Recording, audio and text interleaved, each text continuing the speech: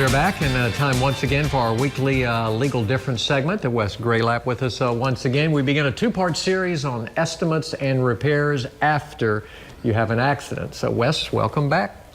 Thank you, Mark. Good morning. Yeah. Thanks for having me. I guess we're going to start. I guess we'll just start. Who pays for repairs to my car, my vehicle? Either your insurance company, your auto insurance company, or the at-fault insurance companies will pay for it. So most of the time, if you pay for it, there's a deductible, which you agree to when you buy your insurance. People have $500 or $1,000 deductibles. So if someone else is at fault, it's very important to your pocketbook to make sure that the third-party insurer pays. Yeah, I gotcha. Okay, as far as choosing a repair shop, you're to that point, you want to look for a repair shop. How do you go about doing that? Well, with word of mouth, you want to find somebody with a great reputation. You want to find someone who is connected to your insurance company so that you know that your appraisal is fair and that you're going to be reimbursed for those repairs properly. How do you know if you're choosing the right repair shop? Are there some red flags, kind of, if you're not choosing the right repair shop? Well, if they're under a tree and not a garage, that might be a hint. That must be a sign. Yeah. That's a good point. Typically, your insurance company or your attorney will guide you to the proper place and where you make sure you get a good job done. Okay, what do you do once you've got a repair shop? What's the next step after that? Well, you want to be able to line up a rental car so that you're not without transportation. And what will happen is you go by, you get an estimate, and they will tell you when the parts will be in and when your car will come up for repairs, and then you set your rental car to start that day, and most rental car companies will meet you at the repair shop, pick you up, and all of those services can be provided by your attorney as well. Right, okay. Gap insurance, explain gap insurance. Gap insurance is a coverage that you can purchase when you buy an automobile so that when, everybody knows that when you drive a car off the lot, it loses value. Right. But you still have to pay your note because you owe that obligation to the bank. So gap insurance covers the difference between what you owe and the value of your car if you're what we commonly refer to as upside down. Yeah, okay. Filling in the gap, so to speak. Absolutely.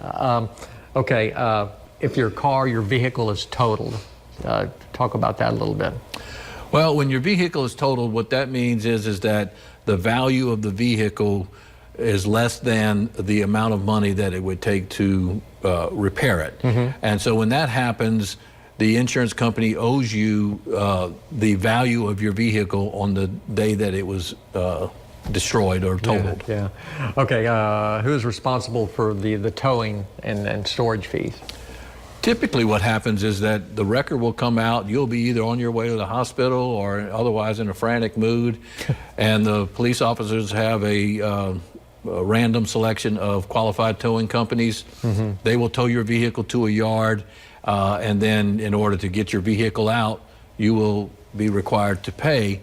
Most of the time what happens is the insurance company will take care of that, but the tow company by statute has a lien against your vehicle so that they're paid, and if you don't pay them, then they have the right to seize your vehicle and sell it. Yeah, okay. What do you do with your license plate after your car has been totaled? Very important point, Mark. When your car's been totaled and you still have to maintain insurance on it until you turn that license plate in, because the Department of Motor Vehicles is going to make certain that that license plate is insured.